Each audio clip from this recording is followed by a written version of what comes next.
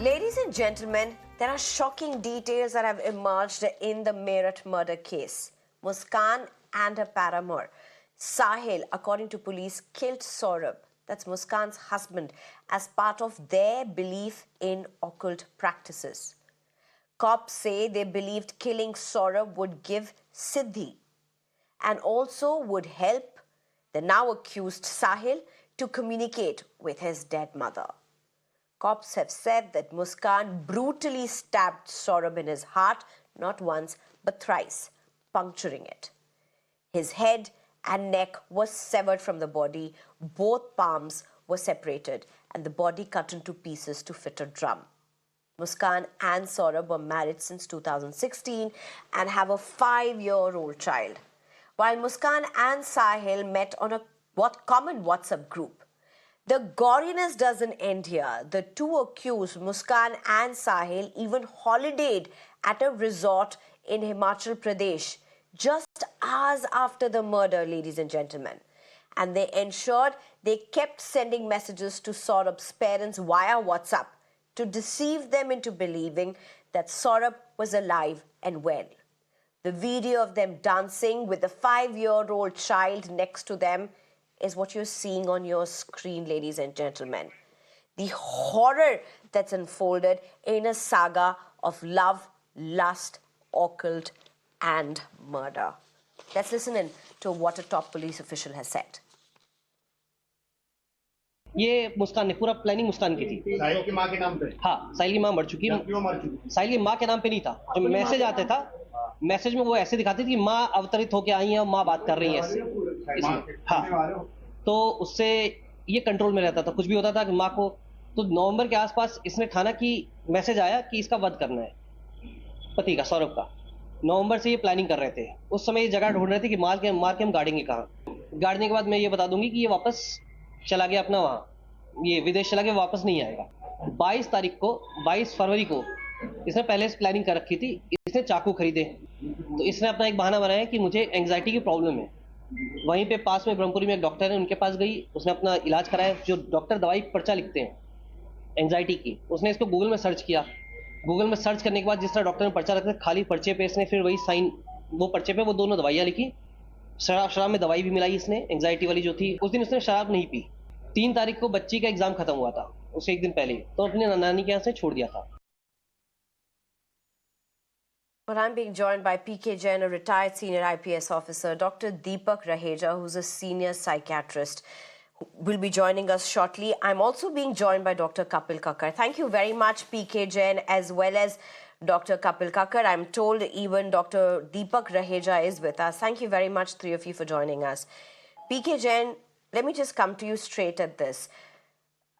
Just the extent and the goriness of what has been witnessed in this particular case, the details that have been meticulously planned, and how a wife and her lover have gone about this criminal act. Just how challenging could decoding this really be? Thank you very much, Sneha, for having me here. See, this kind of a case is nothing new to the police. We do get often on such cases where, a person goes under the influence of another person, maybe a tantric, maybe an aghori, and then they sacrifice their own children, some neighbor's child, in this case, her husband, for whatever reasons. Now, we treat it as a case of murder, though it is a very gruesome, very heinous kind of a murder, yet we treat it as a case of murder. And in this case, apparently it happened that probably the accused father, Muskan's father, came forward and convinced her to come to the police and narrate her story. So the case was only a question of getting the evidence, direct and indirect, circumstantial, whatever it was, and then capping up the case and sending a charge sheet in the court. I have found that in such cases, the cases are open and shut. There's plenty of evidence available, and it generally leads to the conviction of the main perpetrator. In this case, probably both of them were involved. So I expect that both of them will be convicted sooner than later.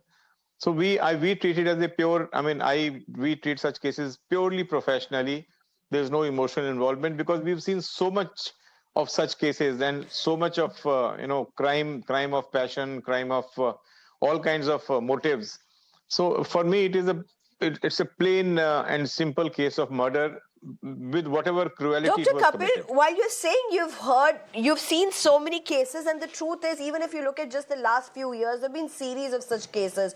From what is the pressure cooker case where bodies were chopped up and cooked in a pressure cooker, to you have the Jolly Cyanide case in Canada. There are several such cases, and you're right. But earlier you mentioned a fact, and let me just ask you more on this. You have seen several such cases of tantric practices or occult or black magic, as it were. Are such extreme cases, of course this is a case of passion as well, but now there seems to be an angle of black magic, occult emerging. Are these cases more than just being an exception?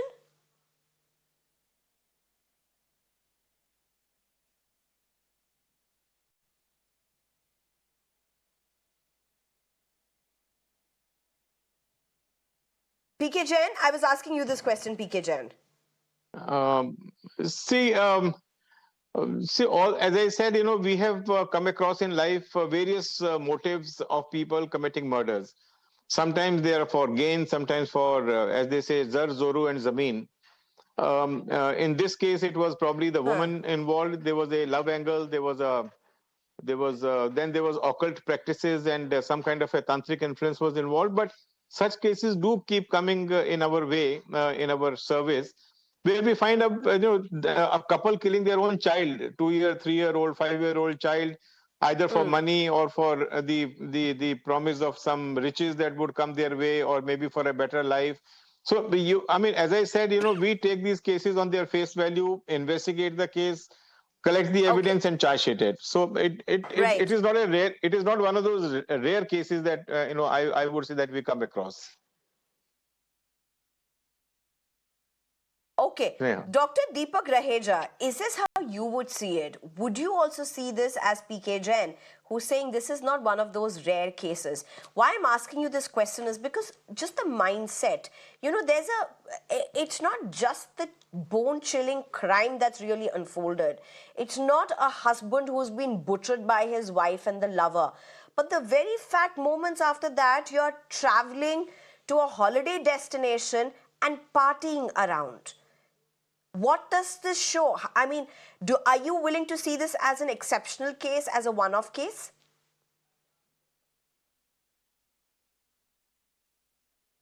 I would definitely, from legal parlance, this may not be an exceptional case like was being said, but I do think that from trying to generalize it and create a fear and paranoia in society that this may not be exceptional would be unfair. I think it's very, very exceptional. It is bone-chilling. The manner in which it's done is very psychopathic. It's a very complicated drama which has a crime of jealousy, passion, a substance abuse angle, a paranormal, tantric practice angle, and obsession. I mean, so unfortunately, two individuals, both of whom are aberrant and unstable in their thinking. One is hugely codependent. Who? Sahil or Muskan? Difficult to say at this point without examining or speaking to either of them.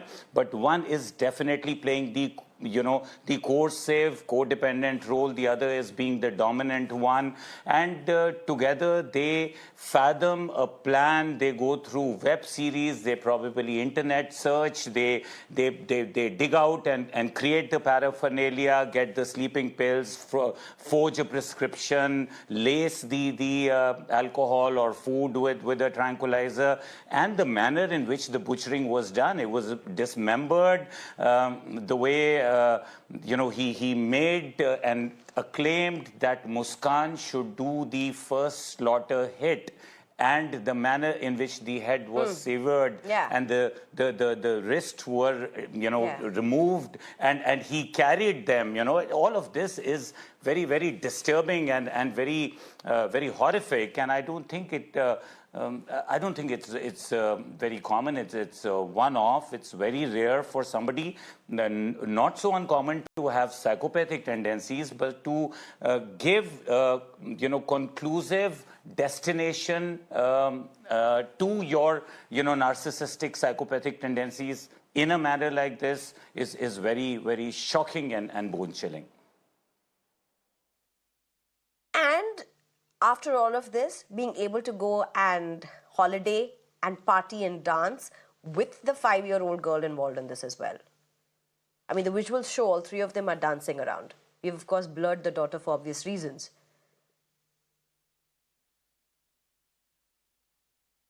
Dr. Deepak, would you be able to decode that? I mean, what would it take for a mind, for a human being to be able to do that? How away from aberration is it? Because there seems to be no fear. There seems to be no grief. Not just a regular. No, like you rightly correctly said, to not be able to experience any guilt at all, to be able to block the pain and the fear and the huge amount of free floating anxiety that would come when you've acted on an impulse like that, or ended up decapitating or dismembering somebody with that kind of gruesome intention and action, and to not experience any guilt at all is very unique, is written off in textbook vignette cases, and is one off. It is. I mean, I would not really create the panic of a society which is becoming so aberrant that we should be fearful of every other individual that we come across. But this is definitely worrying and prompts us, shakes us to be but there are more definitely wary, more questions, because there are such extreme cases that are being reported, and you may call us the harbingers of bad news, but that's really the truth of what's being reflected. Such cases are getting reported so much more, and the intensity of it. And a study from Kerala actually showed about how at least 50% of the murders that have happened just in the year of 2025 seem to be from within the families, a family member being involved. So this is absolutely shocking. While you're right, we don't want to create that fear and frenzy. Numbers and cases definitely indicate towards something else. But Dr. Kapil Kakkar, if I can get you in, and I want to bring another aspect to it. PK Jain also made references to it, and that's the tantric practices. Now, while we're talking about this, there's black magic, possibly occult practices that are involved in all of this. Here's a look at the laws in India. There is no national law on black magic. There's no national law that prohibits. So if you want to practice, you can. There are some states, like you have the Maharashtra 2013 Act that bans human sacrifice and superstition exploitation.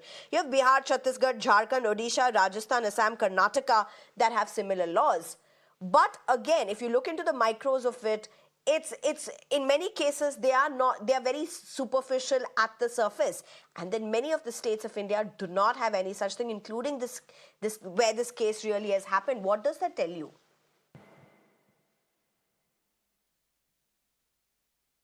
No, see, when we talk about occult science, black magic, superstition, talking about tantra, mantra, etc., that is all very surreal as far as the government is concerned, like you rightly said. Apart from Maharashtra, I think perhaps Assam has very recently come up with some law, but there is nothing at a national level. And this is what motivates people to get into something and claiming to have extraordinary power or extraordinary connect and executing something which is not humanly possible. And this is what we see in this case also. Like the question that you were asking the previous panelist and you asked Mr. Jain also, if you look at it, unfortunately, it's not, obviously we are not at a threshold of the fear mongering or some kind of fear coming out, but this is slowly and steadily the way the society is churning out today, and the kind of relationships are collapsing. This unfortunately is becoming a new normal. Either lives are being taken by the family members or suicides are happening. You would have seen this Atul Subhash case also. You would have seen several suicide cases also. What my point here is that this is the new thing. Now the question is how a person is being butchered or how he's taking his life is another thing. But in this case, what I see is, as far as this particular fellow, his name is Sahil, right? Sahil is someone who was already into occult, because as per what I know is, his maternal grandfather was into the accused occult. is Sahil, I beg your pardon. That's right. Right? Now when his maternal grandfather and And in case of Sahil, so now what happens is when a child would have seen his grandfather as he would have grown up, maybe his grandfather it's again I'm assuming here, but for the for the beneficial of your audience, I just want to. So he might have this narcissistic personality disorder. He might have that. That's all right. But as far as this guy is concerned, for me, he is a psychotic guy who is delusional, hallucinating. That is why he was communicating with his mother, trying to communicate with his mother. He was getting solace. Now the question is, when does this behavior come about? It comes about when somebody loses his loved ones and is unable to come out of grief within 6 months being the outer limit. Normally people within 2, 3, 4, 5 days or few weeks or a month or two, they're able to start their life or restart their life without that person. But when somebody is so obsessed with it, so this fellow had two things in his hands. One was his occult science, which apparently he had got from his maternal grandfather. Secondly was losing his mother. That had created a very deadly psychotic combination. Now this is Sahil. Now if you talk about Muskan, if you look at this lady, Muskan, because living in a long distance relationship, for me, over a period of time, she had this emotional divorce with Saurabh. She was not interested in him. And that was a time she became selfish and self-centered and started becoming psychopath. So when this happens, the criminal intent starts coming. How do I take this fellow out of my life? And I think that is when these people met. So it was when we talk about the mastermind, it was a mutual give and take in this relationship. What Sahil would have got was the girl, and so what my point is, this lady had surrendered to his occult science. That is where she complied with what Sahil told her step by step. Yes. Right. I mean, very important points being made here, the way you're decoding these cases as well. PK Jain, very quickly, I mean, does India need to relook the laws or the lack of it actually in these cases? Look at them smile, laugh, enjoy, party. That's something that we're bringing to the fore again and again just to show the extreme depravity in these cases. But the truth is, nothing would have stopped them from practicing occult or black magic for that matter. The state where they are doesn't stop them. India doesn't have a blanket law. As a police personnel, how do you look at this particular space, the lack of laws for it as such? Actually, Sneha, I never faced the lack of any legal backing in such cases. In Maharashtra, we've got two laws. One that you mentioned just now, and the other one is there's another law which is against the some other religious practices. I'm forgetting the name of the act at the moment, but we have two laws. So those laws your experience, since you worked in Maharashtra, there were laws. So how important was that in the national context if there is no law for it? As a law enforcer, how important is that? So if there is a specific law which deals with problems like this, then it is always more effective than the general IPC section that we use, because then we have the criminal act and the intent are basically pegged under that section of law, which is more applicable and more appropriate in such cases, and the conviction rate also would be more. So I feel that yes, this kind of a national law should be there, or the government of India should force every state to come out with a law like this, so that see, despite having law, these incidents, as I said, have been happening with a regularity in Maharashtra also. So it is only a question of, in some cases where it is preventable, we do use the law and prosecute such people. Right. But generally what happens, this act is always applied in hindsight, because the telltale signs of the metamorphosis in an individual of turning to occult and turning to tantric practices is hardly ever reported and hardly ever prosecuted. So it is only subsequently when a child is killed or sacrificed, then that we apply such sections of law, and which helps us in getting a conviction in the matter. Sneha. Right, absolutely shocking, bone-chilling details really emerging. But PK Jain, Dr. Deepak Raheja, as well as Dr. Kapil Kakkar, thank you very much for your time and perspectives. Of course, the shock cannot be taken away. but India may want to relook this whole space of lack of laws as well. Thank you very much for your time. Time for a very short break.